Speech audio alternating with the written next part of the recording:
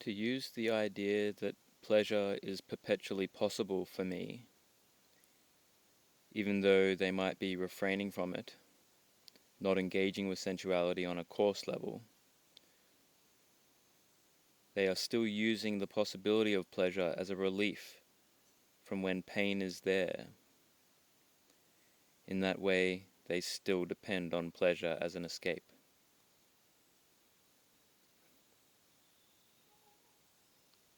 Absence of pleasure does not mean pain. It just means the absence of pleasure, and the absence of pain as well. There's nothing to be afraid of in a neutral feeling.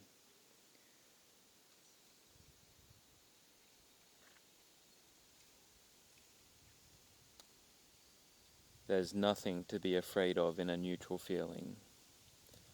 But in the mind that depends on pleasure, neither pleasant automatically means painful.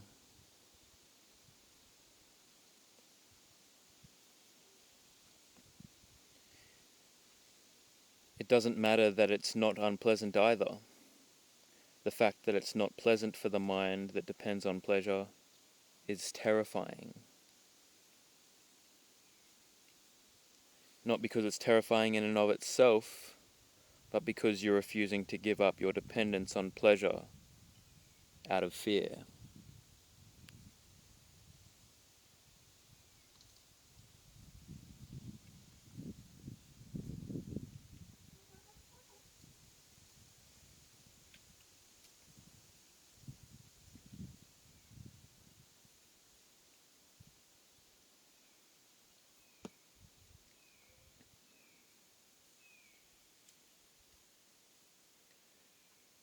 You need to discern and develop wisdom concerning the neutral feeling, and then it will become the supreme peace of Nibbana, and nothing can match that peace.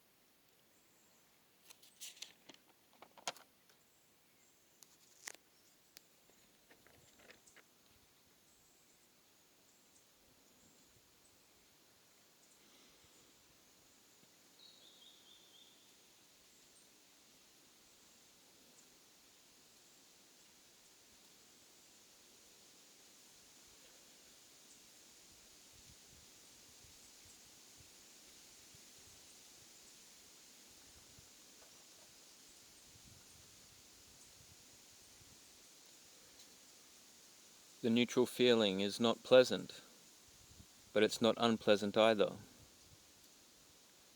But you don't get to value the fact that it's not unpleasant either, because you're too concerned about there being no joy.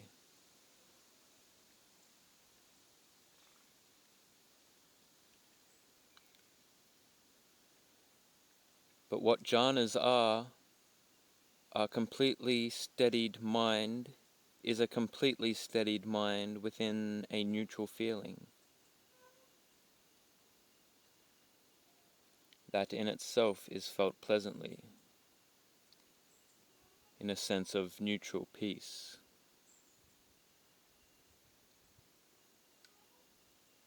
of non-disturbance.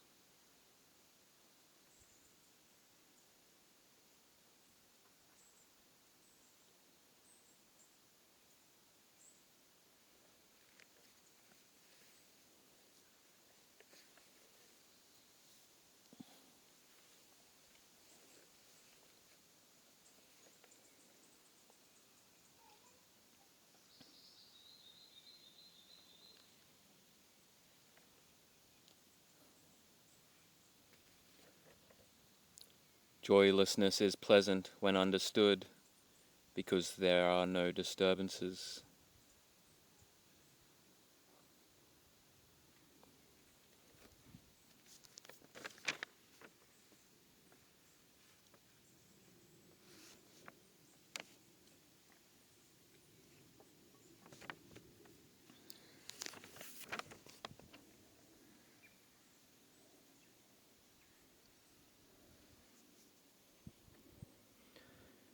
How then do you prepare yourself to endure the neutral feeling,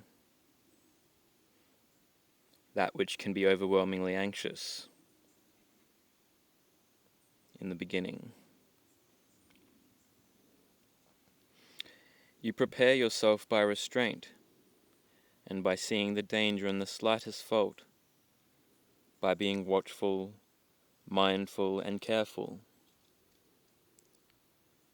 You're already practicing mental strength to be able to endure the neutral feeling, which is initially going to try to scare you.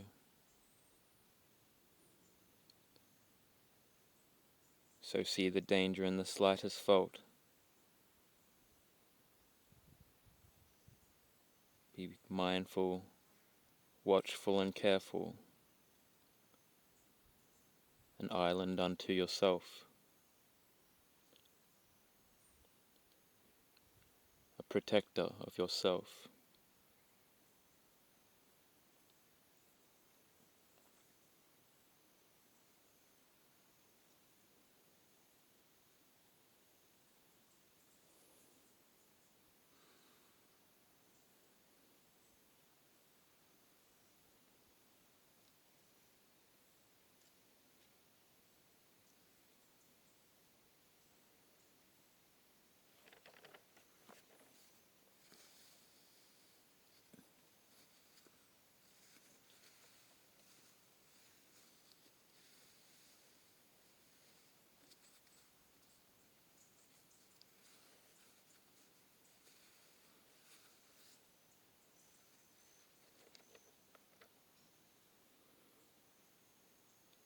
There are only 3 types of feelings, whether you're a Patujana or an Arahant. The key difference lies in how much influence those feelings exert over your decisions, views, and assumptions.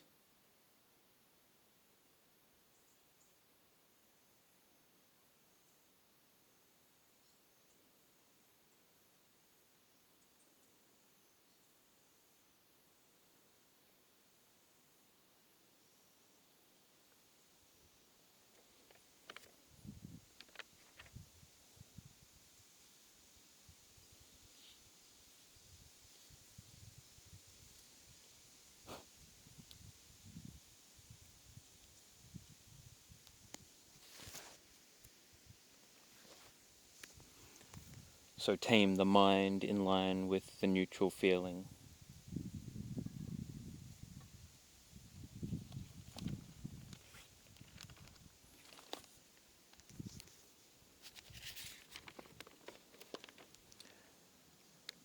Joylessness is pleasant when understood.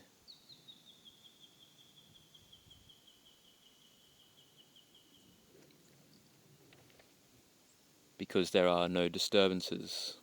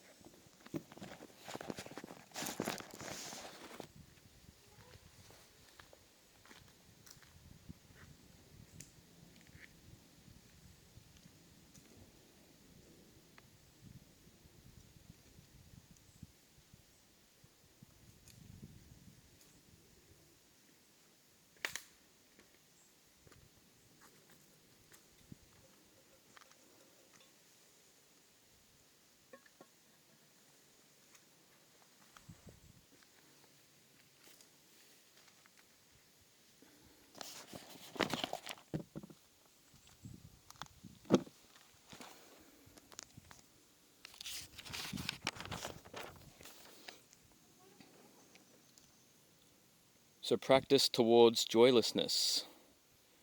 When joylessness is understood, it is the utmost peace and agreeability. It is nibbana.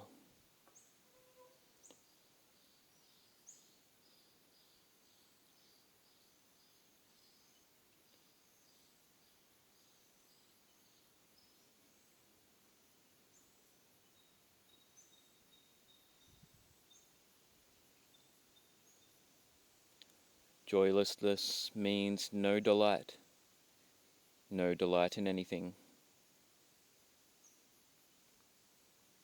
It also means no misery, and being unable to be miserable. Being unable to be scared or affected by any type of pain on account of anything, including impending death, dying, terminal diagnosis, or whatever else which will eventually have to occur.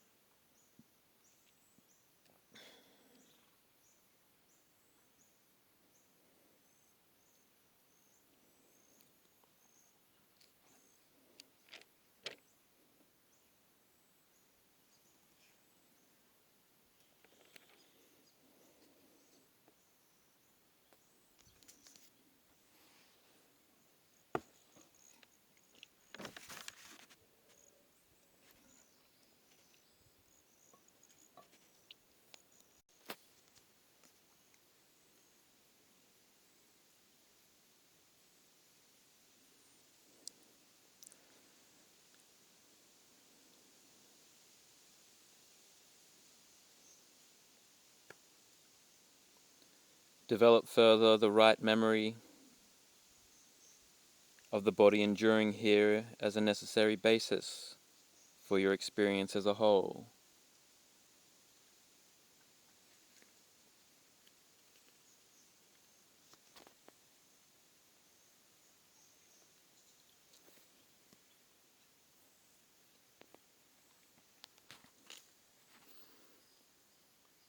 Develop instant, quick memory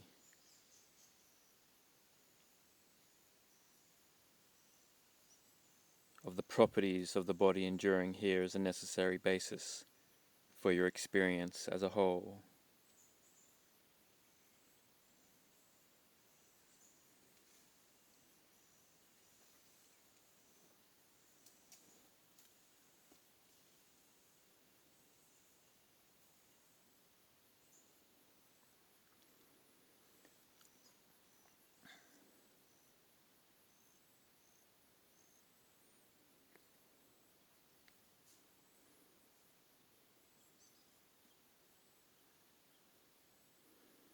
The elements, you did not create them.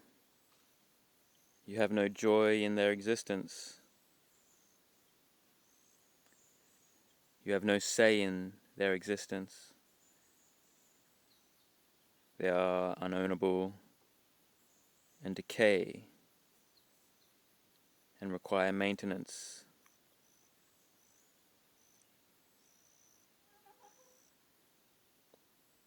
All these implications are implicit in that enduring body being there, already given, enduring, instantly available, to be recognized.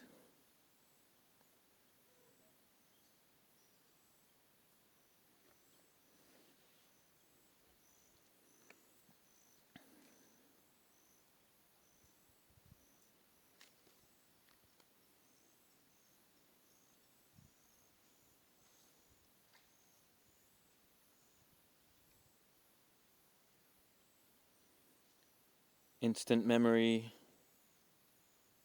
of your acute, presently enduring action of breathing.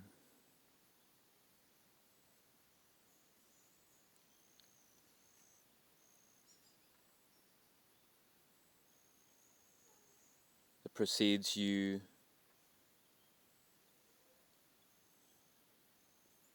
and is always discovered there in the domain of the body.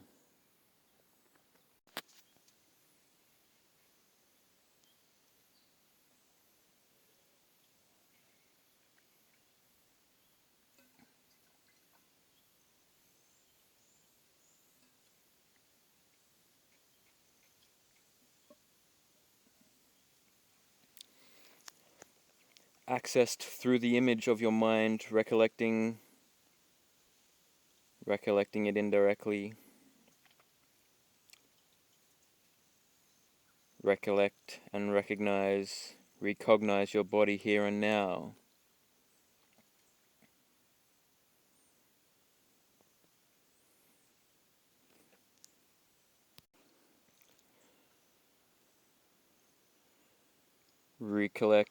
Recollect any attempt to do anything at all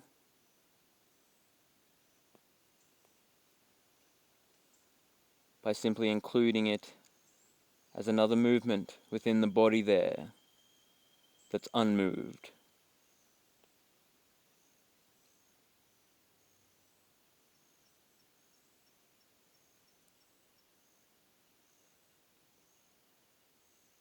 Simply included as another movement within the body there that's seated, that's remained unmoved, unchanged in the broader context. Include the movements within the body that hasn't stood up, that's remained unchanged.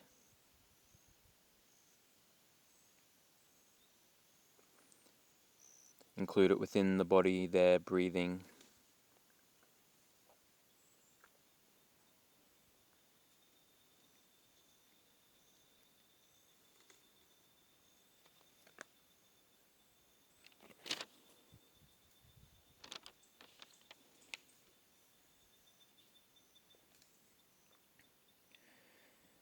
So if you do not change postures unmindfully, you have a reference point.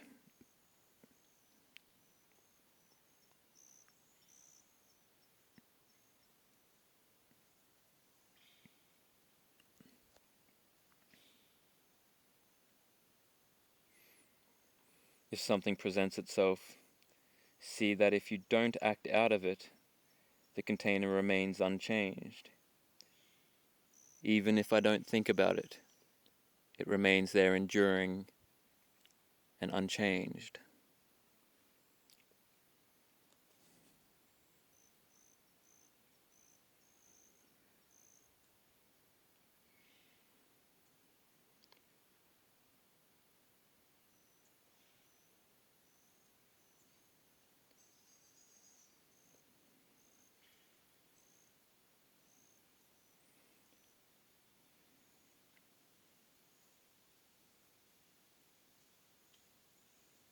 Forgetfulness may be inevitable,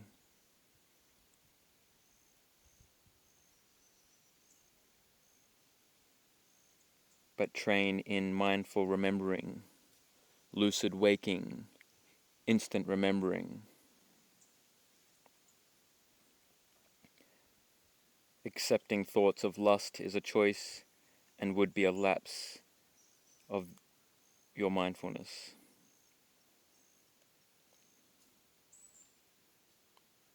Accepting thoughts of lust would be an interruption of your mindfulness and is a choice that one made.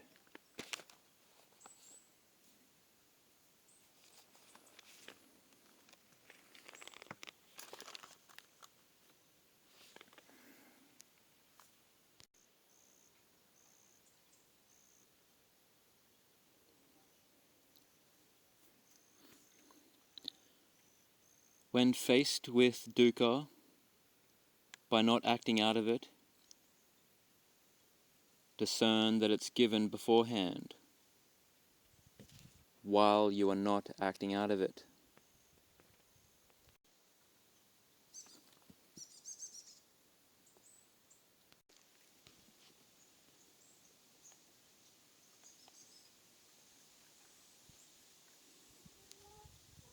As long as it takes, you're ready to do it forever.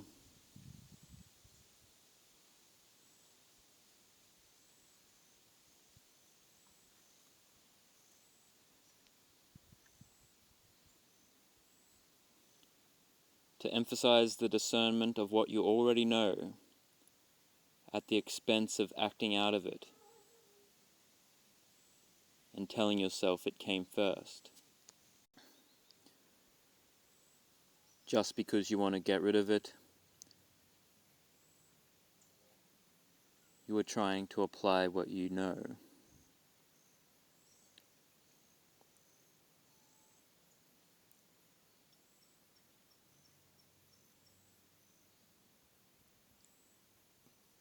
Rather than emphasize the discernment of what you already know.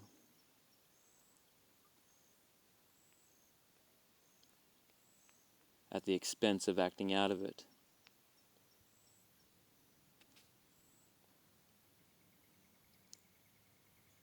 Your first attitude is to attend with the attitude of wanting it to go away.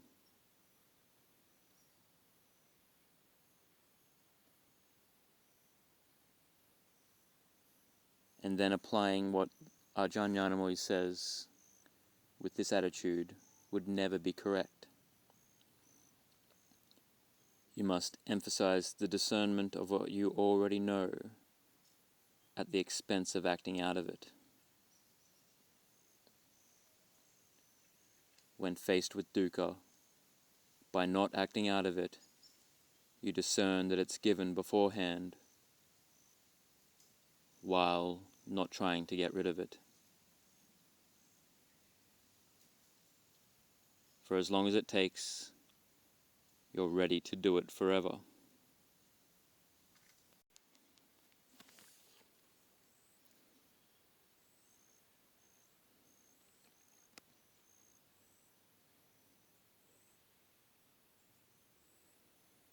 The fact that you're attending to it,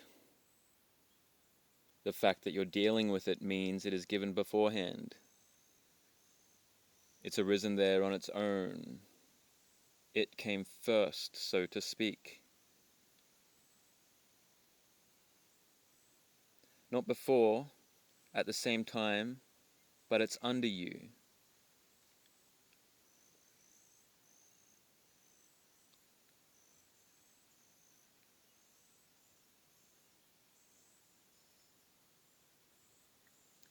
You don't understand it, because if you did, you would not be trying to act out of it. You would emphasize the knowledge of it being there beforehand, while it's exerting pressure on you, and refrain from acting out of that pressure.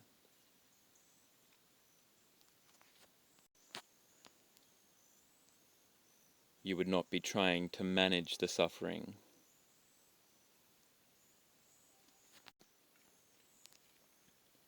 Which would tip the scales back onto that perverted order.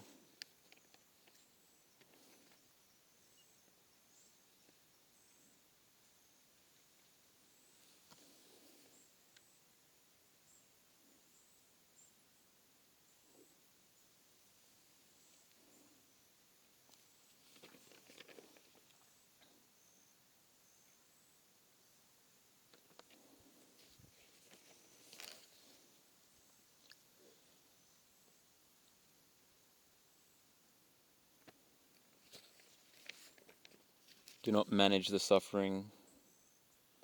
Refrain from acting out of it. The fact that you're attending to it, the fact that you're dealing with it means it is given beforehand. It's arisen there on its own. It came first.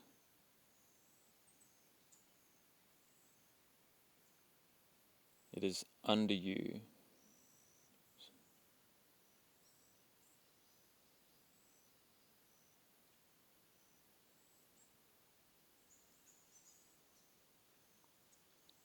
Emphasize the knowledge of it being there beforehand, while it's exerting the pressure on you.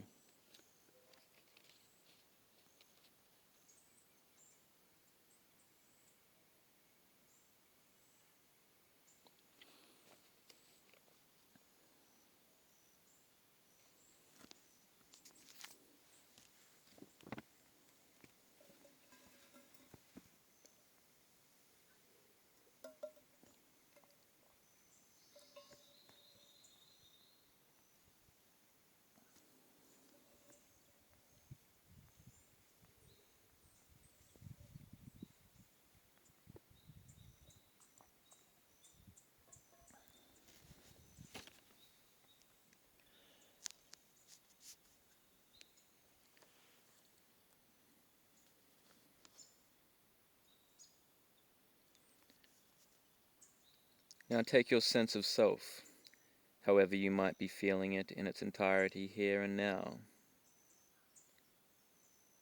Then discern without abandoning it, without attending something else. Discern within that acute sense of self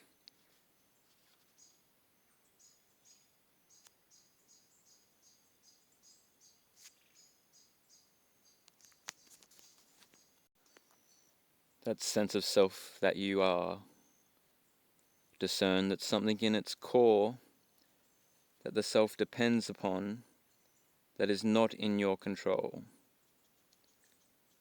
Simultaneously there is an undermining condition for your sense of self, and then let it endure.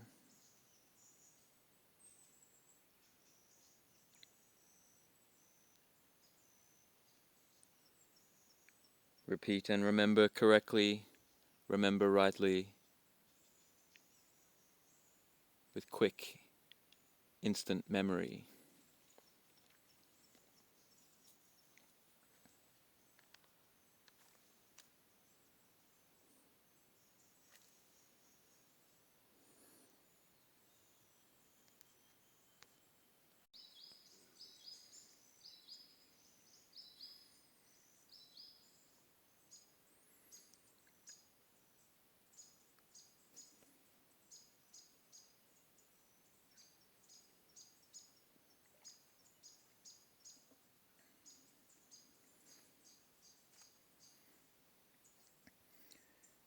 Take your sense of self however you might be feeling it in its entirety here and now.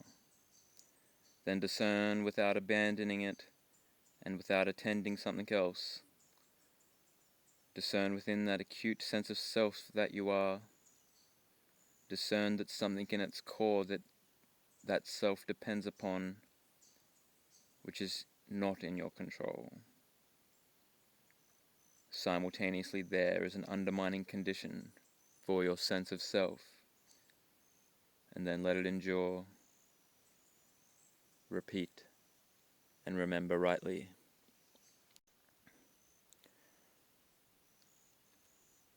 The endurance of phenomena means they are structurally first, means you cannot change or access them.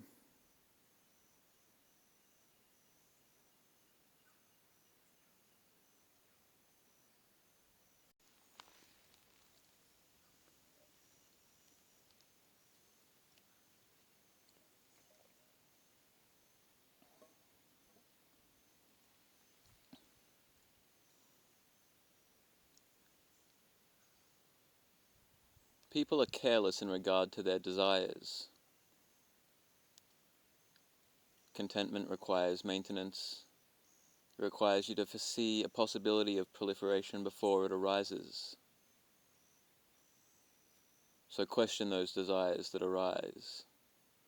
Get perspective on them by contemplating the vanity and impermanence of gratifying them, which you have gratified to no avail many hundreds of times before. Keep yourself in check.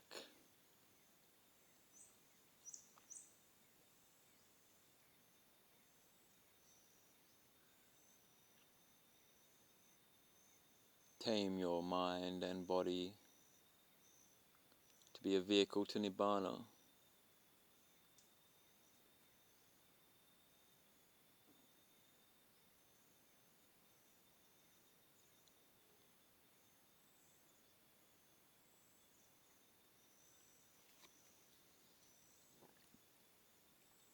Keep yourself in check by asking yourself, do I need this? Do you really need to gratify this or that desire? Ultimately, you're training to be entirely alone, bit by bit by bit, self-reliant,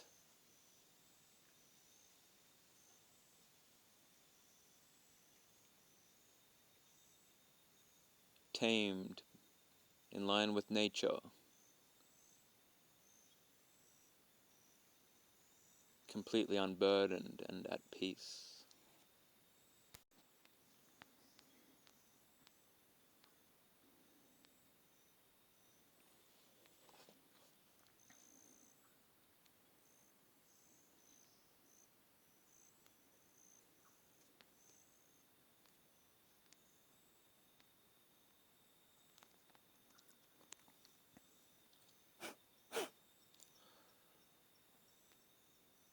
Anguttara Nikaya 853. On one occasion the Blessed One was dwelling at Vesali, in the hall with the peaked roof in the great wood. Then Mahapajapati Gautami approached the Blessed One, paid homage to him, stood to one side and said to him, Bhante, it would be good if the Blessed One would teach me the Dharma in brief, so that having heard the Dharma from the Blessed One, I might dwell alone, withdrawn, heedful, ardent, and resolute.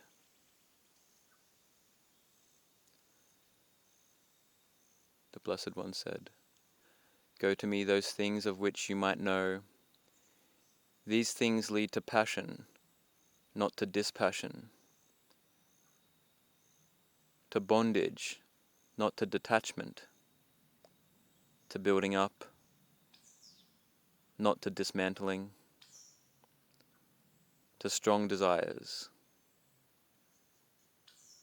not to fewness of desires, to non-contentment, not to contentment,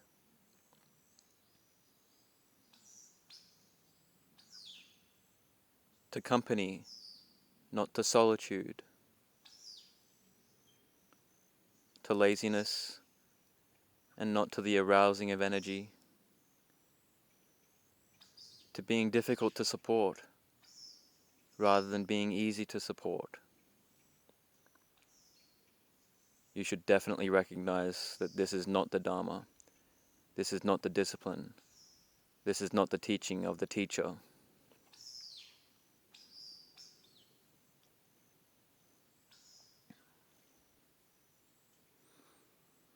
But go to me those things of which you might know that these things lead to dispassion, and not to passion, to detachment and not to bondage, to dismantling, not to building up, to fewness of desires, rather than to strong desires, to contentment, not to non-contentment, to solitude, not to company,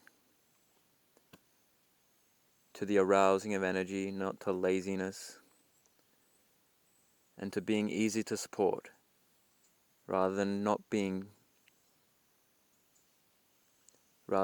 difficult to support.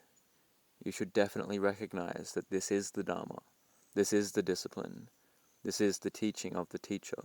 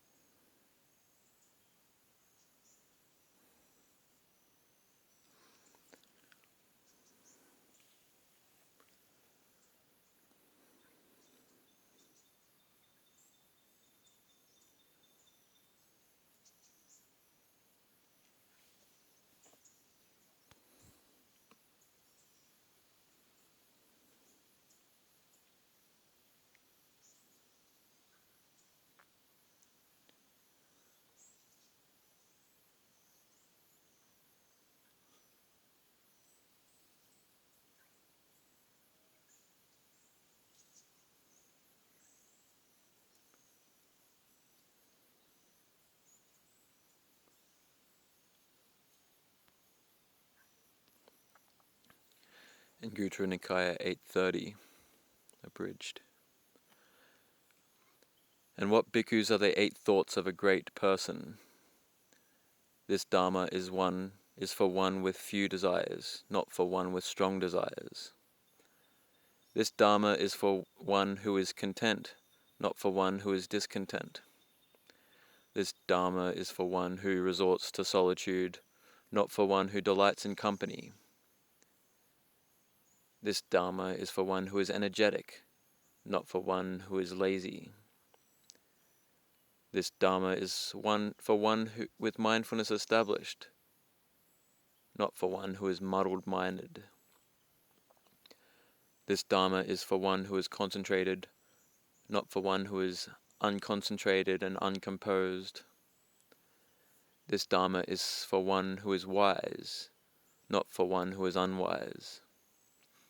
This Dharma is for one who delights in non-proliferation, who takes delight in non-proliferation, not for one who delights in proliferation, who takes delight in proliferation.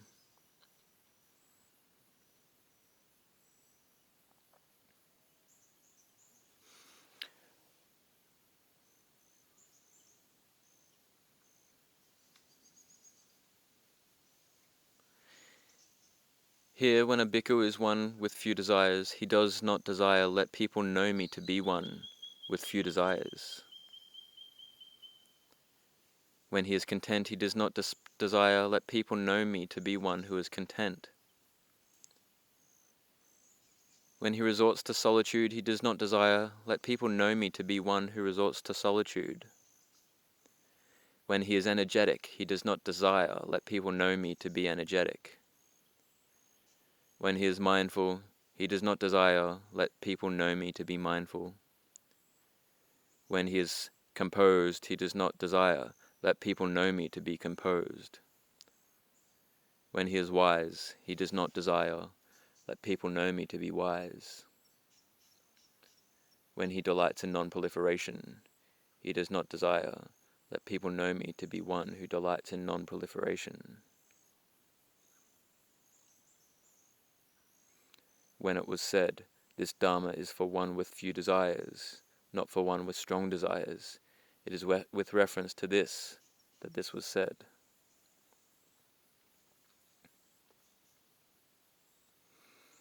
When it was said, this Dharma is for one who is content, not for one who is discontent.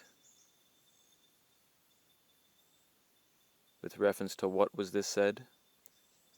Here a bhikkhu is content with any kind of robes, alms food, lodgings and medicines, and provisions for the sick.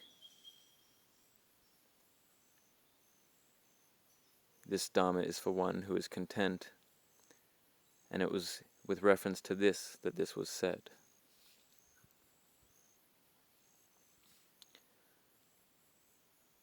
When a bhikkhu resorts to solitude,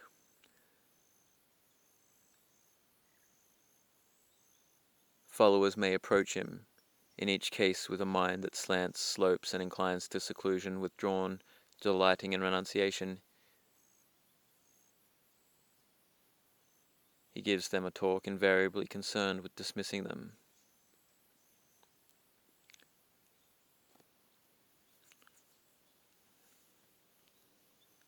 For the energetic, here a bhikkhu has aroused energy for abandoning unwholesome qualities and acquiring wholesome qualities. He is strong, firm, and exerting exertion, not casting off the duty of cultivating wholesome qualities. This Dharma is for one who is energetic, not for one who is lazy. It is with reference to this that it was said. This Dharma is for one with mindfulness established. Here a bhikkhu is mindful, possessing supreme mindfulness and alertness, one who remembers and recollects what was done and said long ago. It is with reference to this that it was said that this Dharma is for one with mindfulness established.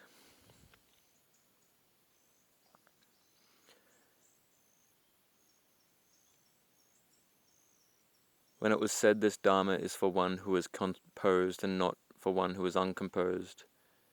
Here a bhikkhu enters and dwells in the jhanas, secluded from sensual pleasures.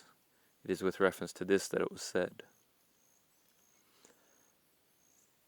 When it was said, this Dharma is for one who is wise, not for one who is unwise. Here a bhikkhu is wise. He possesses the wisdom that discerns arising, passing away, which is noble and penetrative and leads to the complete destruction of suffering. It is with reference to this that it was said that this Dharma is for one who is wise. When it was said, this Dharma is for one who delights in non-proliferation, who takes delight in non-proliferation. Here a bhikkhu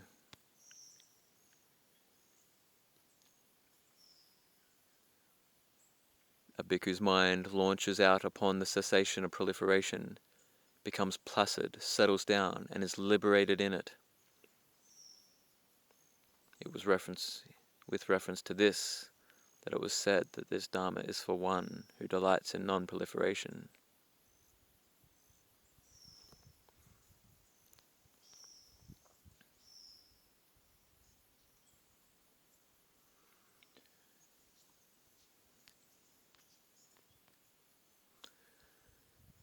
When you reflect upon these 8 thoughts of a great person, and gain at will the jhanas, while you dwell contentedly, your dwelling place at the foot of a tree will seem to you as a house with a peaked roof, plastered inside and out, draft-free, with bolts fastened and shutters closed.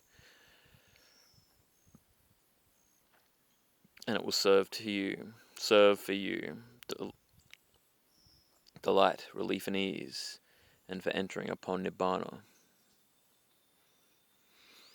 While you dwell contentedly, your bed and seat made of straw will seem to you as a couch spread with rugs, blankets and covers, with an excellent covering of antelope hide, with a canopy above and red bolsters at both ends.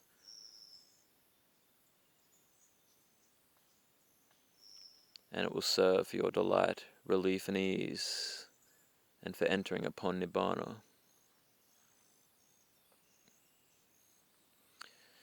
When you reflect upon these 8 thoughts of a great person, while you dwell contentedly,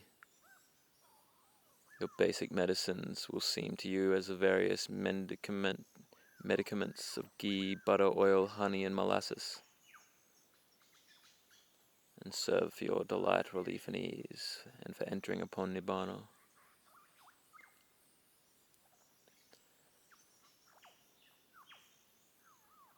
Dwelling contentedly, the basic rice and foods you receive on alms will seem to you the most perfect of curries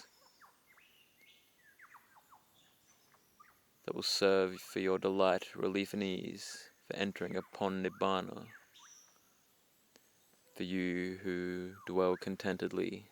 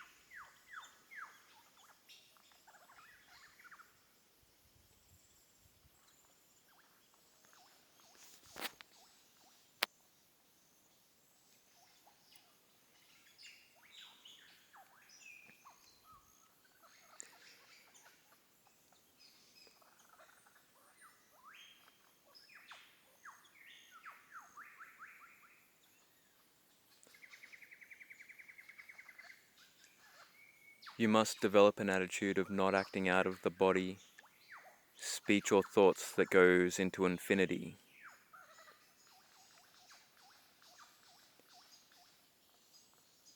So even if the pressuring thing is going to pressure you forever, you will not go against the understood principle of not acting out of it. regardless of how long that thing lasts.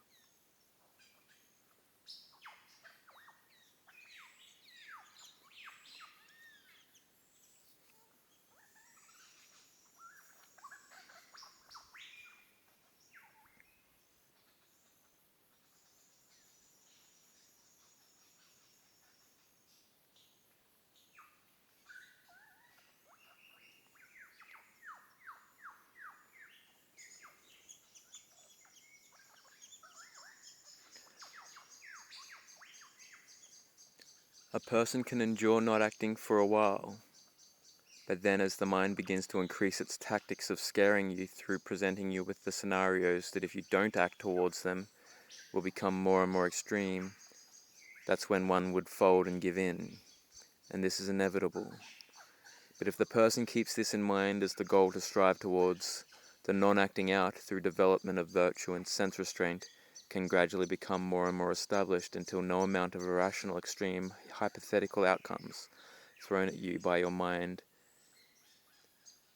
that refuses to be tamed will move you or even make you flinch.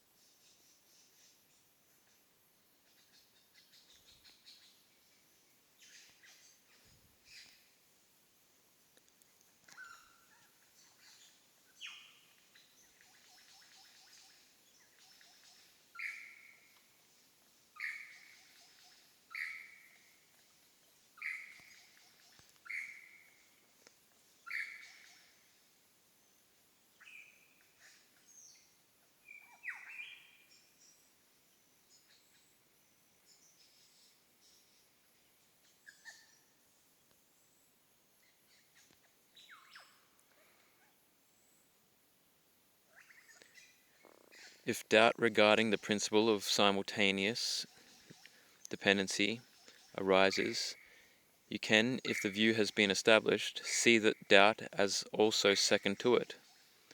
The purpose isn't to avoid doubts, but rather to overcome them with the same principle of non-ownership. Doubt cannot access that which precedes it, which is its necessary basis.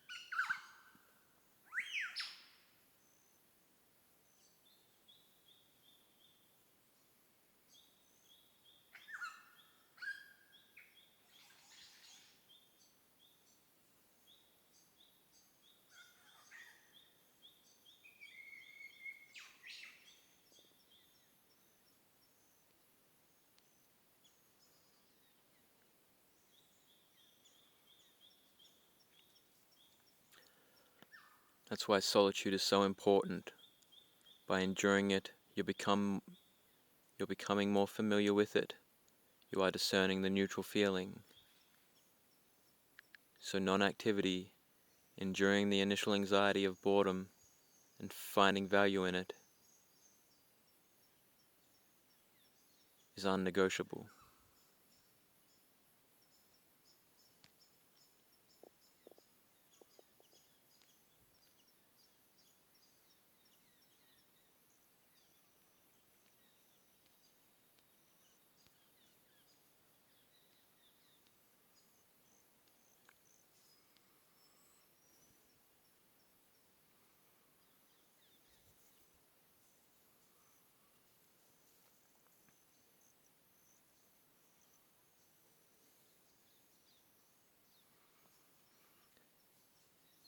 Having defiled motivations in your mind, overlooking them and acting out of them is what constitutes a fault. This is how you become your own enemy.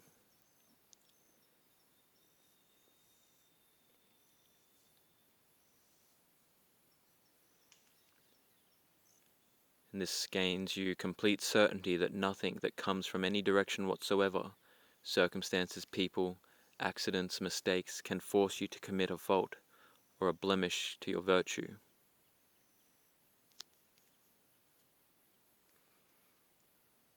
You are entirely responsible for your actions.